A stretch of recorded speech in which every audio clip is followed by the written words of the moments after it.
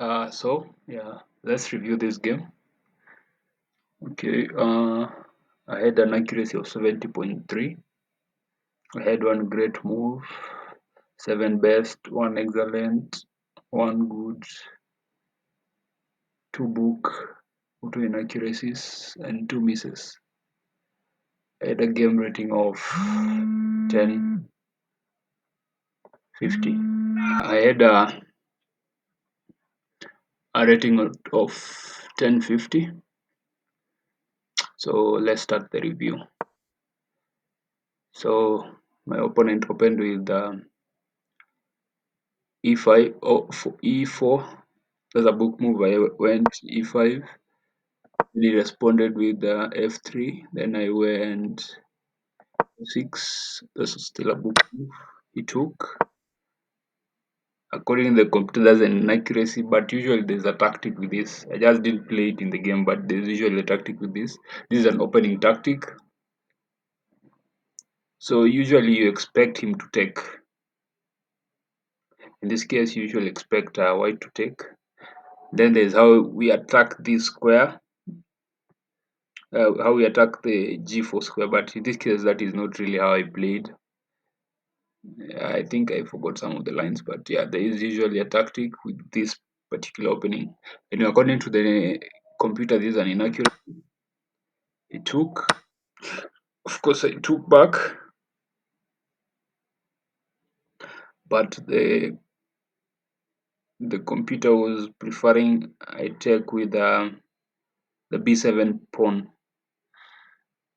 Um, at this point, my opponent, according to the rating bar, my opponent is plus 1.65. He has a higher chance of winning compared to me. So he developed the knight. I developed my bishop. And this was a mistake.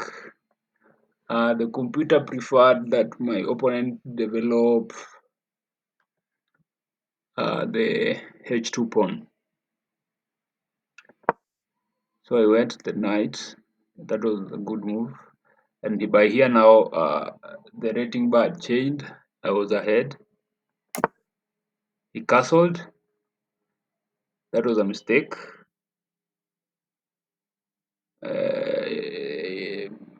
He could have come here, but this would have been a good move, because if he did that, he was threatening an English mate. Okay, not really an English mate as of now, because English mate is always delivered in four moves. Not English mate, but the scholar's mate. It's delivered in four moves, whereby this you take this, you attack this f7 pawn. It's usually a very weak pawn. You don't defend it well, but that's not what my opponent played. I castled. For me, it was a miss. Let's see. Had I? Oh, yeah, I see why it was a miss. If I had gone to d4, I was threatening mate in 1. They obviously would have defended, but still play. It's part of the game. Now, that was so bad by my opponent, because technically, if you see, my opponent is closing all the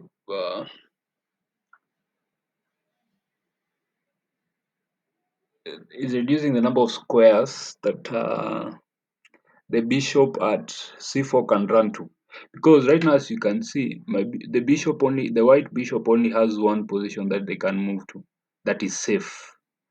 The rest are not safe squares. Yeah, almost all the diagonals are occupied except only one. He had two more, but now he's close to that. So by that I saw and decided to attack that. And if this move is still considered a miss, because I should be attacking that square, threatening mate in 1. Then my opponent made a serious blunder, because moving that pawn to d4 is totally hanging it. There's no defense for it, and of course I was not going to.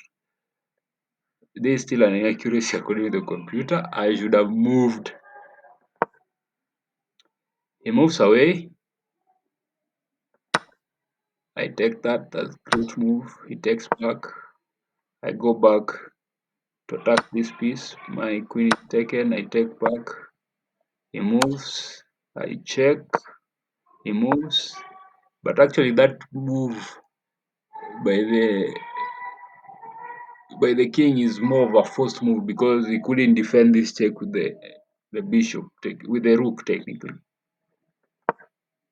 He attacks. I take. He takes. I take back, and it's here that my opponent resigned. So yeah, basically this is just a simple game I played, and I've shown you probably my how to win a game. Essentially, it's not hard. Just do the basics. You develop. You attack hanging pieces. You pin pieces. Yeah. At this point, there's no way my opponent was going to win. There's no way he was going to defeat me.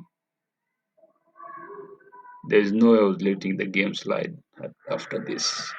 So yeah, there's a chess engineer. For more content, you just follow my account. And I hope to see you on the next one. Thank you, and till round two, the chess engineer is out.